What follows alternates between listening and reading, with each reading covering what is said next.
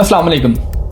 पाकिस्तान की तारीख का सबसे बड़ा स्कैम जो पिछले 30 सालों से जारी है और ख़त्म होने का नाम नहीं ले रहा, रिंडल पावर प्लांट्स के बिल्स जो हुकूमत पाकिस्तान बिजली के बिलों की शक्ल में आपके घरों में भेजती है और आपके खून पसीने की कमाई पर दिन दिहाड़े डाका डाला जाता है। इतना बड़ा स्कैंडल कि इस साल 2024 में 7 लाख फौज का बजट तकरीबन 2100 अरब रुपए है, जबकि इसी साल 2024 में IPPs को बिजली ना बनाने के 2200 अरब रुपए दिए जाएंगे।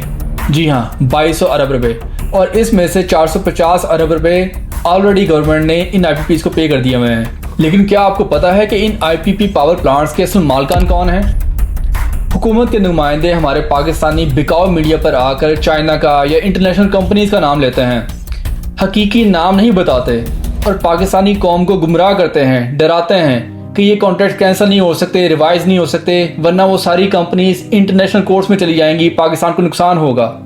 हालांकि अगर वो असली नाम बताएं तो आपको पता लगेगा कि ये सारी कहानी है सिर्फ 90 लोगों की, और ये 90 लोग सारे पाकिस्तानी हैं, कुछ ड्यूल नेशनल भी हैं, लेकिन इन सभी का ताल्लुक पाकिस्तान के सिर्फ 40 खानदानों से है जिन्होंने सारा माल आपस में बंदर बांट करके बांटा हुआ है। ये कहानी है IPPs की।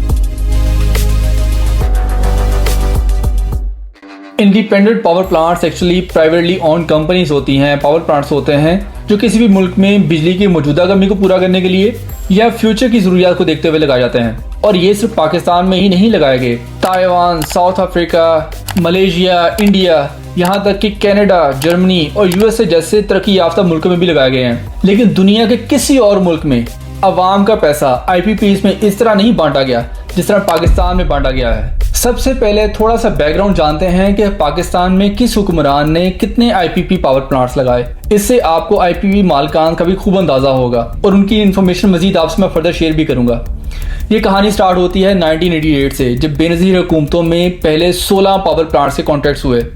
उसके बाद 1998 में जब प्राइम मिनिस्टर बने नवाज शरीफ, इन्होंने भी IPP पॉलिसी को अपनाया, लेकिन कुछ ही अरसे बाद जनरल मुशर्रफ आ गए।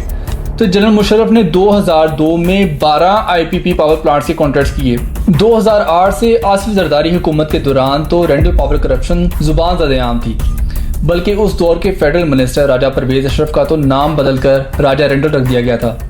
इस ज़माने में भी 20 IPP कॉन्ट्रैक्ट्स हुए। और उसके बाद दौर आता है 2013 से प्राइम मिनिस्टर नवाज शरीफ का, और नवाज शरीफ ने पिछली सारी कसरें निकाल दी। छोटे बड़े मुख्तलिफ प्रोजेक्ट्स को मिलाकर तकरीबन 50 नए IPP कॉन्ट्रैक्ट्स किए गए। लोगों को दिखाने के लिए कुछ ग्रीन एनर्जी प्रोजेक्ट्स भी किए गए, जिसमें हाइड्रो प्रोजेक्ट्स या सोलर पावर प्लांट्स भी लगाए गए। लेकिन नवाज शरीफ की ज़्यादातर तवज्जो कोयला, गैस और ऑयल से चलने वाले पावर प्लांट्स पर थी, क्योंकि ये तीनों रिसोर्सेज पाकिस्तान में इम्पोर्ट किए जाते हैं और हर बार इम्पोर्ट पर दोबारा माल बनाया जा सकता है। शायद यही वजह हो। इमरान खान के दौरे हुकूमत में भी कुछ IPP कॉन्ट्रैक्ट्स रीन्यू हुए 2018-2019 में, जो हम अगर आज देखें तो लगता है कि उनको ये कॉन्ट्रैक्ट्स रीन्यू नहीं करने चाहिए थे, ये उनका फैसला गलत था। लेकिन यहाँ इमरान खान ने एक बहुत ही अच्छा काम किया जिस पर हमें उनका शुक्रिया अदा करना चाहिए।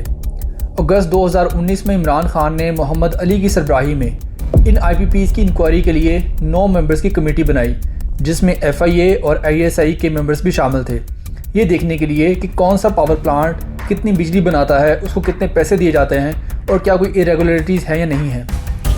8 महीने बाद मार्च 2020 में इस कमेटी ने इस डिटेल रिपोर्ट को हुकूमत को जमा करवाया, जिसमें मौजूद करप्शन इन्फॉर्मेशन देखकर सबके होश उड़ गए। हालांकि इस इंक्वायरी रिपोर्ट के मुताबिक इमरान खान की अपनी हुकूमत में बैठे कुछ वजीर और कुछ मुशीर भी मुफाद परस्त निकले, जैसा कि जहांगीर तरीन, अब्दुल रज़ाक दाऊद, खुसरो बख्तियार फैमिली या नदीम बाबर। ये सब पिछली हुकूमतों में भी किसी न किसी शक्ल में हिस्सा रहे थे, नवाज शरीफ हुकूमत की या आसिफ जरदारी या मुशर्रफ दौर में भी, और इनके IPP प्लांट्स के कॉन्ट्रैक्ट्स भी पिछली हुकूमतों में ही इनको मिले थे। ये सारे लोग अपने ज़ाती मुफाद के लिए PTI में शामिल हुए या ज़बरदस्ती शामिल किए गए, इसका फैसला तो आप खुद कर सकते हैं। जब पीछे हिस्ट्री को देखते हैं तो बहुत सारी चीज़ों को रिलेट भी कर सकते हैं। लेकिन यहाँ पर फिर भी इमरान खान ने 2 अच्छे काम किए। सबसे पहला ये कि उन्होंने डॉलर का रेट 148 रुपये पर फिक्स कर दिया कि कि चाहे मार्केट में डॉलर की कीमत ज़्यादा हो, हुकूमत पाकिस्तान इन IPPs को 148 रुपये के हिसाब से ही पेमेंट करेगी, ज़्यादा पेमेंट नहीं करेगी। इसकी वजह से अवाम का पैसा बचाया जा सकेगा। और दूसरा काम उन्होंने किया कि इस रिपोर्ट को मीडिया तक पहुँचाया ताकि अवाम को पता लगे कि ये बिजली का क्राइसिस क्यों आता है, बिजली के रेट क्यों बढ़ाने पड़ते हैं और उनके पिछले हुक्मरानों ने क्या क्या गुल खिलाए हैं। और यहाँ से करप्शन की कहानी का आगाज होता है।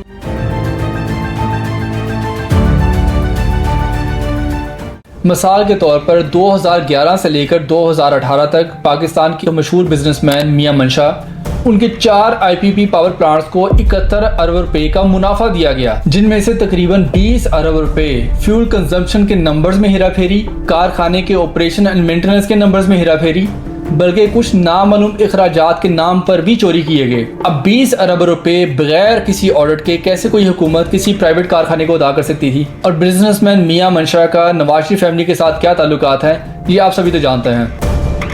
मशहूर इकोनॉमिस्ट आफिया मलिक के मुताबिक नवाज शरीफ के इसी दौर में पंजाब में एक और कोल पावर प्लांट लगाया गया। उसी कंपनी ने UAE में भी एक कोल पावर प्लांट लगाया, बिल्कुल उसी कैपेसिटी का, उसी साइज़ का। लेकिन जो पावर प्लांट UAE में लगा उसकी कीमत आधी थी और पाकिस्तान में उसी पावर प्लांट को दूनी कीमत अदा की गई। तो क्या 2015 में पाकिस्तान की आवाम UAE की गवर्नमेंट से ज़्यादा अमीर थी कि जिसे एक ही पावर प्लांट के लिए दुगनी कीमत अदा की गई? या क्या ये नवाज शरीफ हुकूमत और उस वक्त के प्लानिंग डिपार्टमेंट्स, प्लानिंग ऑफिसर्स की मुजरमाना गफलत थी, या शायद पाकिस्तान के अवाम के पैसों पर सीधा सीधा डाका? इसका फैसला तो आप खुद कर सकते हैं।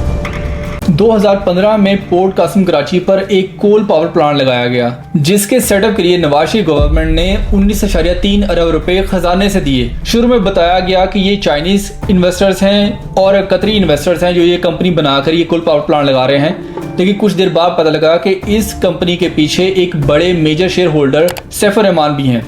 जी हाँ, ये वही सैफ रहमान हैं जो कि नवाज शरीफ के फ्रंट मैन के तौर पर काम करते रहे हैं।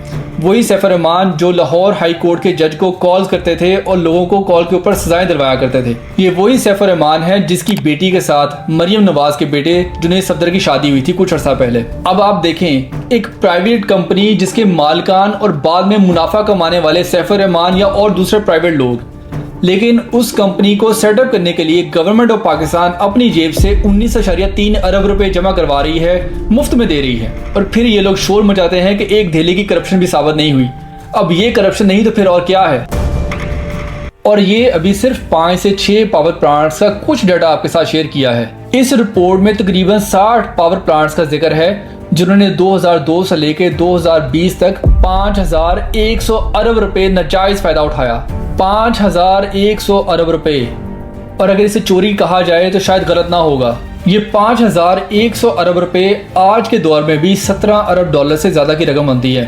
और अगर 2002 से 2020 का टाइम देखा जाए तो ये शायद 28 से 30 अरब डॉलर बनेंगे, जो नवाज शरीफ ने, आसिफ जरदारी ने या मुशर्रफ हुकूमतों ने आपसे छीन कर अपने लोगों में बांट दिए, इन 40 खानदानों में बांट दिए। इस रिपोर्ट के बारे में उस वक्त के पाकिस्तान प्रेसिडेंट डॉक्टर आरिफ अलवी ने कहा था, इस रिपोर्ट का ऑडिट होना चाहिए, फिगर्स का ऑडिट होना चाहिए, क्योंकि अगर ये फिगर्स ठीक है, ये रिपोर्ट ठीक है, तो ये पाकिस्तान की आवाम के साथ सीधा सीधा इज्तिमाई ज़्यादती है इन 40 खानदानों की तरफ से।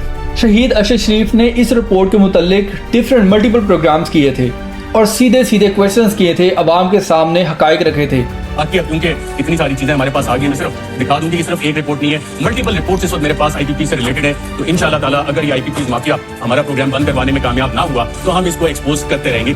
और वो अलग का बंदा हक की बात करते करते, पाकिस्तान की बात करते करते शहीद हो गया और कोई पूछने वाला नहीं, कोई देखने वाला नहीं उसे किसने कत्ल किया।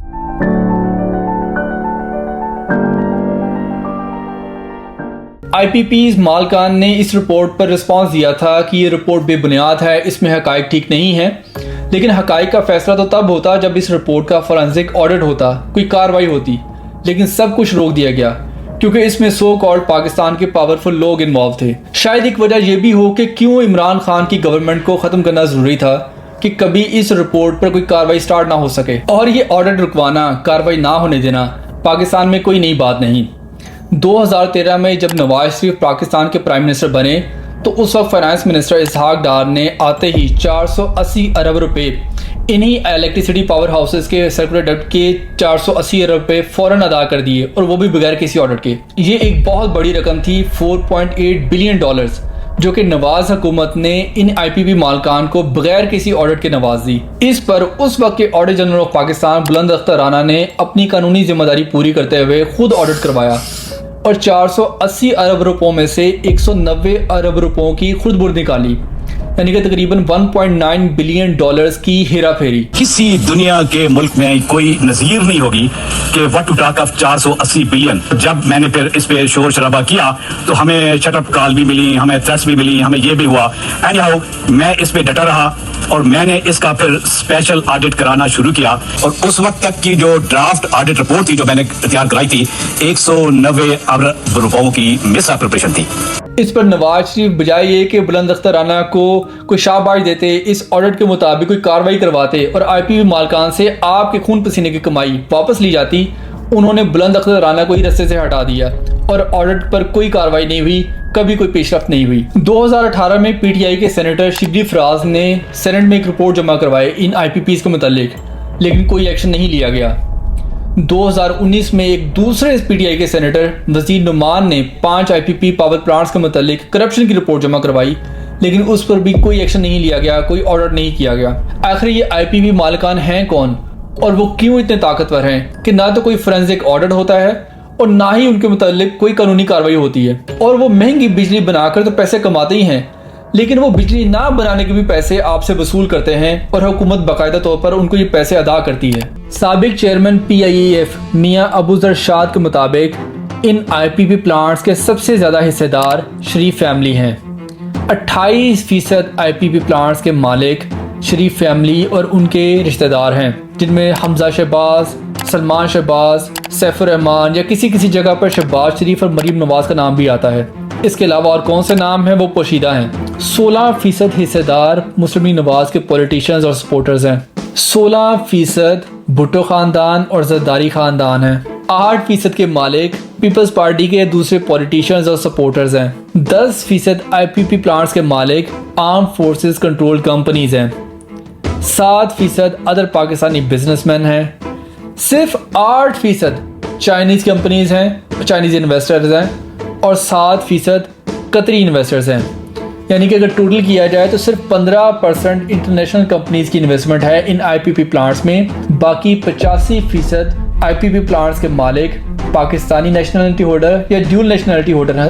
IPPs की लिस्ट गवर्नमेंट को पब्लिश करें, क्यों नहीं करते भाई? ये तो मैंने आपको बताया, अगर ये नहीं है तो इनकी लिस्ट शेयर करते कौम के साथ। इस लिस्ट को जब आप लोगों तक जाएगी, लोग सर पकड़ के बैठ जाएंगे कि ये क्या हो।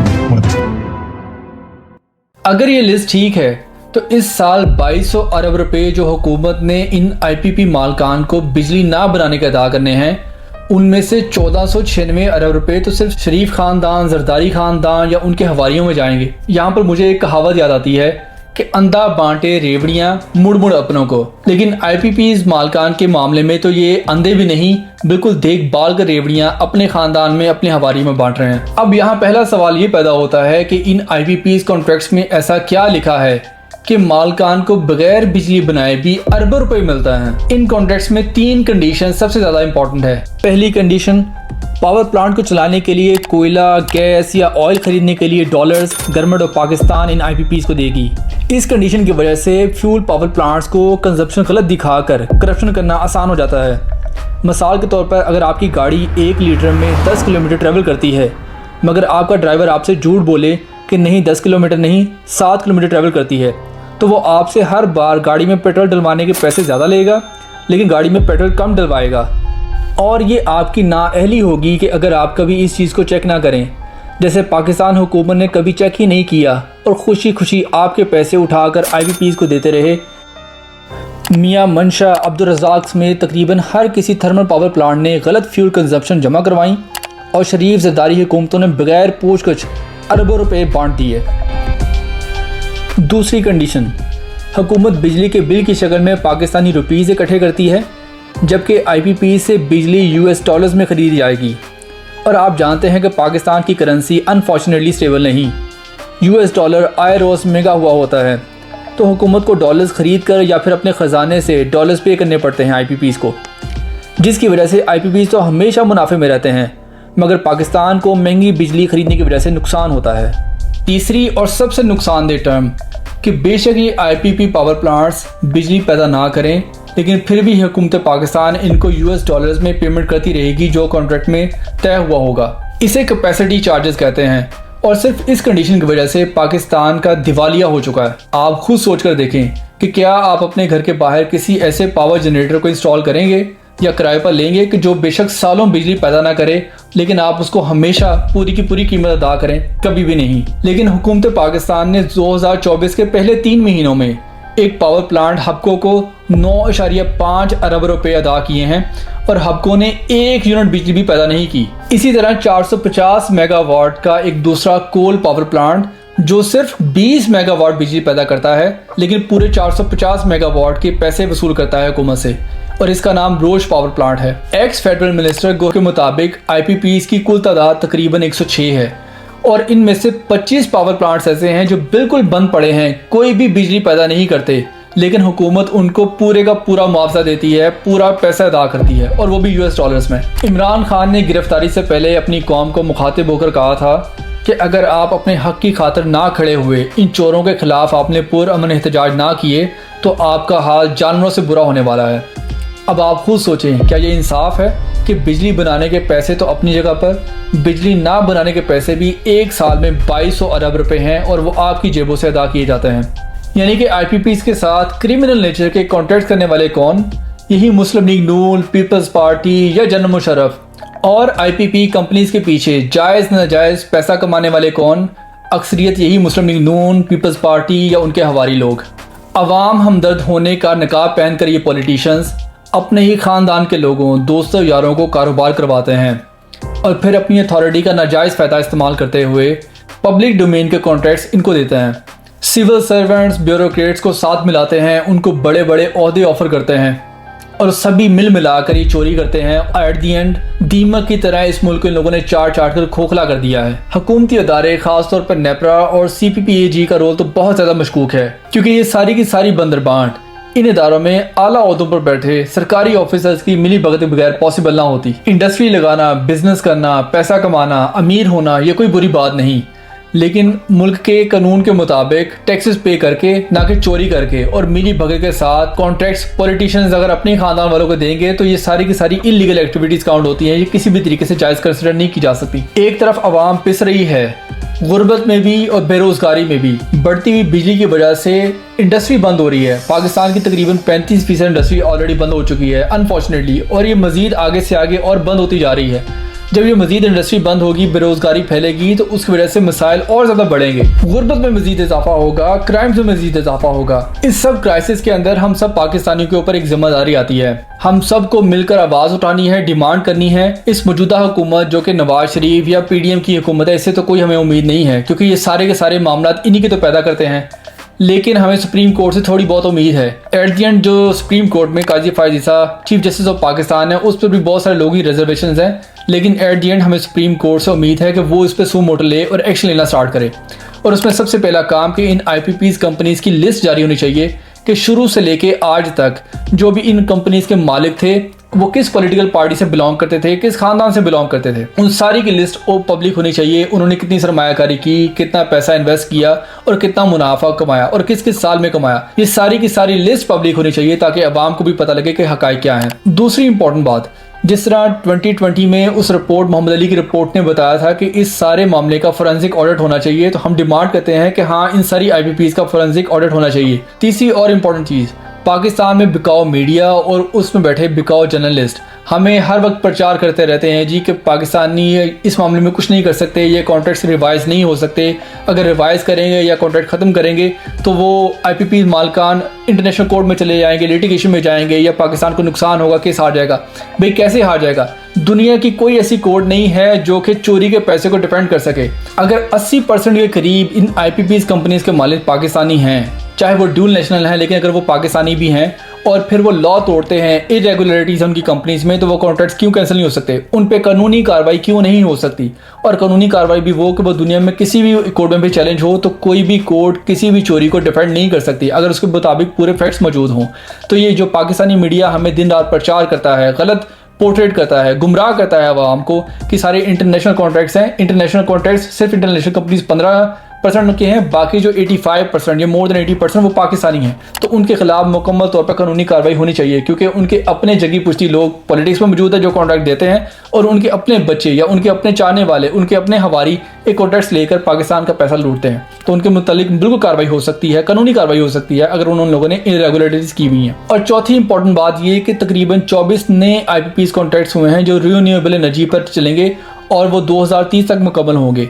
मेरा ख्याल है कि उनके मुतालिक ऑलरेडी गवर्नमेंट को करना चाहिए। एट दी एंड गवर्नमेंट से फिर कोई उम्मीद नहीं है, लेकिन ऐसा वक्त आएगा कि एक अवाम हमदर्द गवर्नमेंट आएगी और वो इन IPPs कंपनी से दोबारा रीनेगोशिएट करेगी, रिवाइज करेगी कॉन्ट्रैक्ट्स कि जो बिजली पैदा नहीं करते उसकी फ़ीस हम लोग नहीं दे सकते, उसके पैसे नहीं दे सकते, क्योंकि वो किसी तरीके से भी जायज़ नहीं है। और ना पाकिस्तान के ऐसे हालात हैं कि वो बगैर बिजली पैदा किए हुए पावर प्लांट्स को पैसे देते रहें और हमेशा देते रहें। एट दी एंड हमें इस बात को हमेशा ज़हन में रखना है कि ये हमारे मुस्तकबिल का मामला है, पाकिस्तान की बका का मामला है, और अपने मुल्क के लिए हमें हमेशा आवाज़ उठानी है, हर फोरम पर उठानी है और पुरअमन तरीके से उठानी है। और इंशाल्लाह ये वक्त आएगा कि हम लोग कामयाब होंगे, ये मामला इंशाल्लाह ठीक होंगे। पाकिस्तान जिंदाबाद।